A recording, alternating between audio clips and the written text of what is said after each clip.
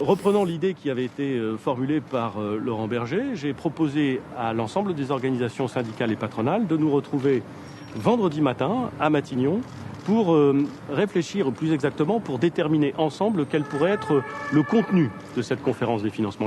Moi, je souhaite que tout soit sur la table. Et vendredi, la réunion, elle sera une réunion de cadrage. Mais je le répète, dans l'état de tension dans lequel est notre pays, ce serait de bon ton d'avoir une annonce que l'âge pivot est retiré du projet de loi actuel. Sinon, la CFDT ne s'inscrira pas durablement dans cette discussion. Ils ont une position dogmatique, le gouvernement et le président de la République. Il faut travailler plus longtemps. Nous le contestons. Et il n'y a pas d'argent. Et nous le contestons aussi. Oui, c'est une excellente idée. L'idéal, ce serait d'appuyer sur le bouton pause pour l'ensemble du projet, pas seulement pour établir la trajectoire financière, mais pour savoir comment cette réforme sera financée dans son ensemble. Parce qu'aujourd'hui, on n'a pas un problème de dépenses de retraite, on a un problème de rentrée financière, de recettes. Demain, on sait que les cadres cotiseront moins, c'est pareil pour les fonctionnaires, l'État devrait verser moins de cotisations patronales. Tout ça représente un manque à gagner de 65 milliards d'euros par an. En plus, si on veut revaloriser le salaire des enseignants, ça va coûter 10 milliards sur 10 ans, 15 ans, on ne sait pas encore.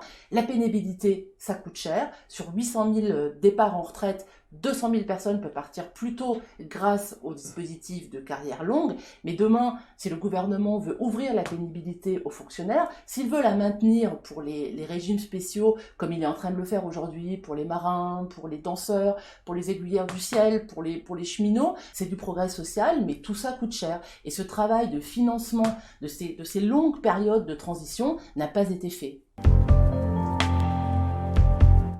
Alors, retirer l'âge pivot, ça serait un geste vis-à-vis de la CFDT, mais ça ne répond pas aux demandes des autres syndicats et de toutes les personnes qui sont aujourd'hui dans la rue. Parce qu'encore une fois, la retraite à points ou en annuité comme aujourd'hui, c'est que de la tuyauterie. Ce qui est important, c'est de savoir quel financement on fait passer par les tuyaux et quel sera le niveau de la pension. On peut faire un système de retraite à points sans âge pivot, c'est le cas en Suède, et normalement c'est le cas de notre système de retraite complémentaire Agirc-Arrco. Mais on sait que d'une manière ou d'une autre, il y aura une décote pour inciter les gens à partir le plus tard possible.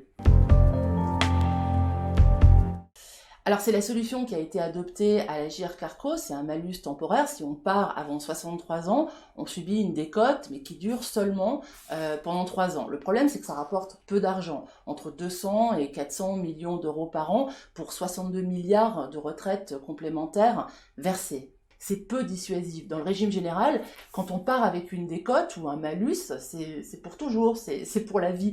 Ça fait réfléchir. Si on sait qu'on part avec 10% en moins pendant un temps, on peut quand même se décider de partir plus tôt. En réalité, le malus temporaire a peu de chances de voir le jour. Il faudra trouver d'autres solutions pour sortir de la crise.